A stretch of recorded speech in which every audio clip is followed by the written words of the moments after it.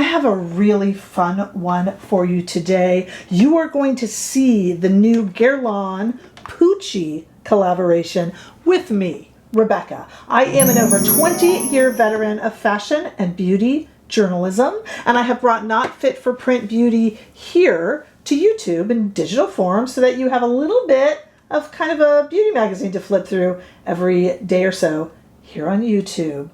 As I say, I'm a fashion and beauty editor. Fashion got me into it first. I started off doing fashion styling actually, and I have always, since I can remember when I got into fashion, been intrigued by Pucci. If you don't know, Pucci is a storied Italian house known for their prints, really retro kind of 60s prints that have always thrilled me. So Pucci Guerlain, it's like chocolate and peanut butter. I mean, wow, the best combination ever. So I had to pick this up. Now let me back up and say that a lot of this collection is like bronzers and powders that are already released by Guerlain. I mean, if you don't have them, they'd be new to you, and you can pick this up in these cool collaborative Pucci casing, but I did have them.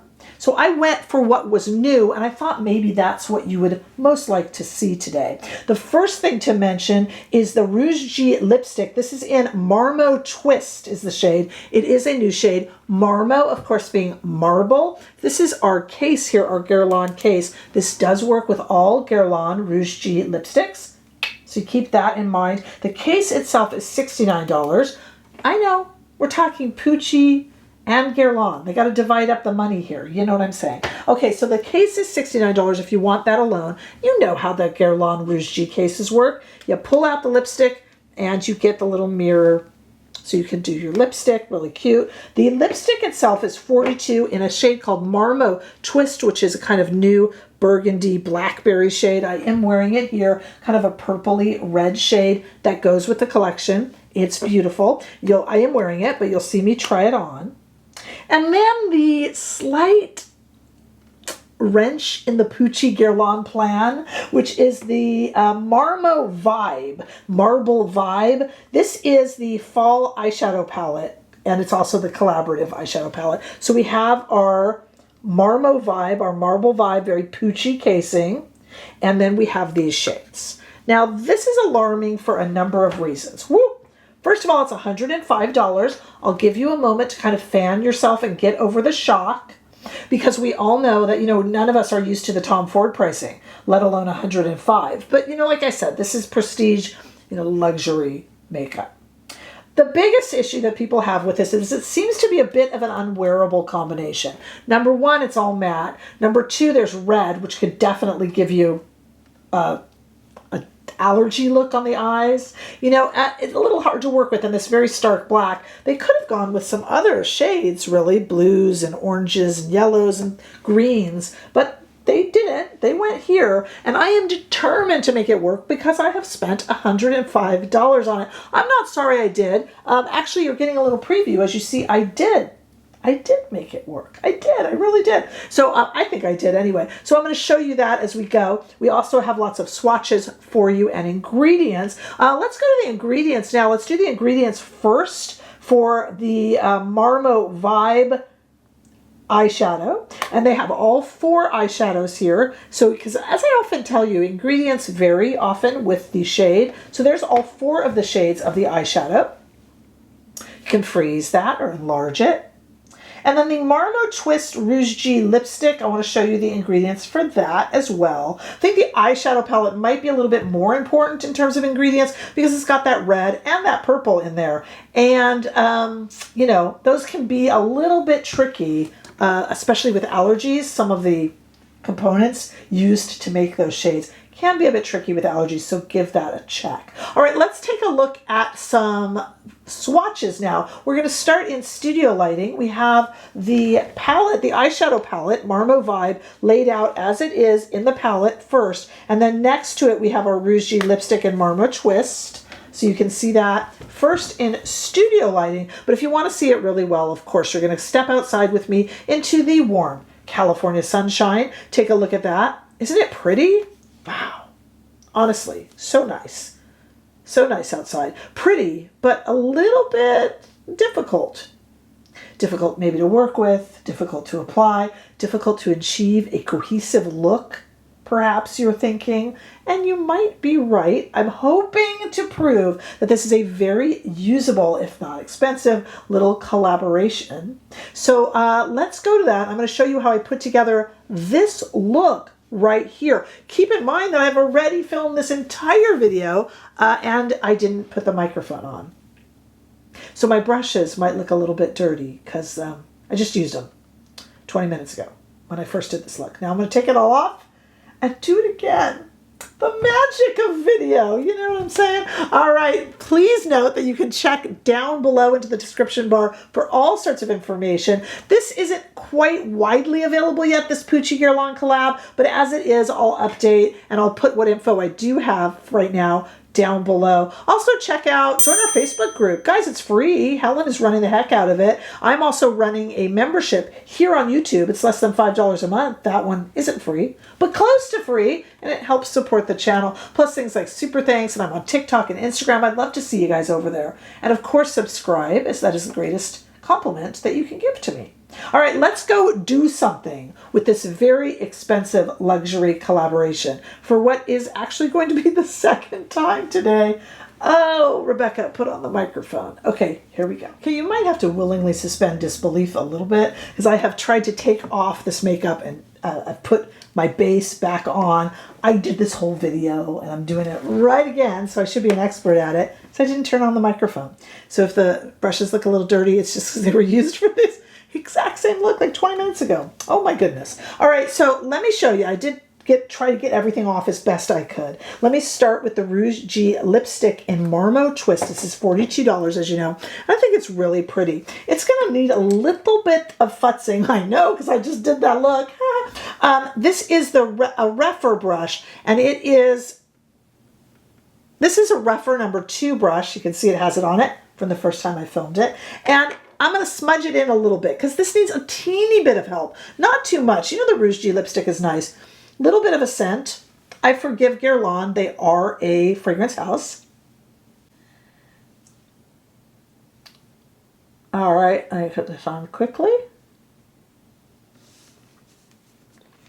I don't believe in doing perfect dark lips for a few reasons.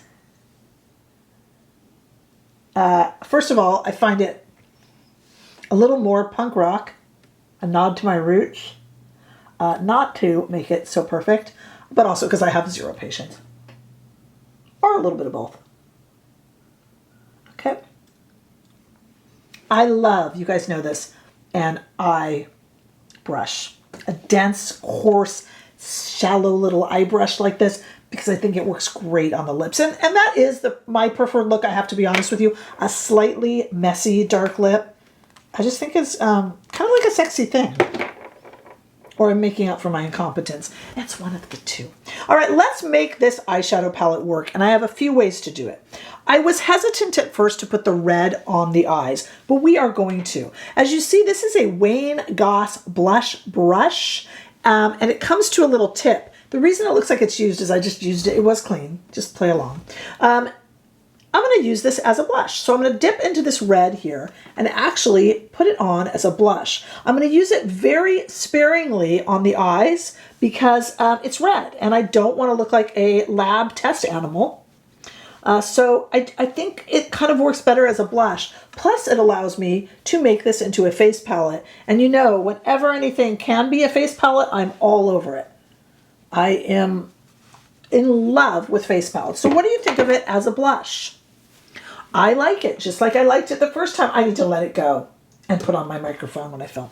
Okay, now let's talk about these eye shades here. Okay, so I'm going to start with this is a Rephr number 1 brush, which is my favorite Rephr brush, and it's clean actually. I'm going to go into this white shade here and just put it all over the lid. And there are some remnants of the look I've done before, but let's just play along. I'm still going to recreate it. I actually thought, can I do a voiceover for the one I just filmed? No, that's no fun. We got to see it again. All right, so what I did is just kind of lighten the eye, and a little bit of that will show through actually.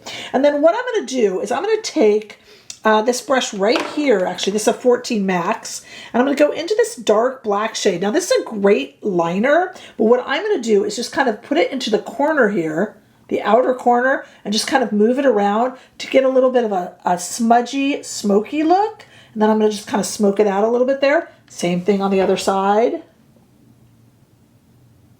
Again, a little bit underneath, and just kind of smudge it and smoke it out. I just want it to be a look that matches the depth that I have on the lips. That makes sense?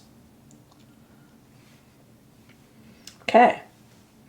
Now what's coming, something super exciting, the purple. And I'm going to use the red on the eyes because I know you'll want to see that, but I'm going to use it maybe a little differently than you would imagine. So let's go into the purple.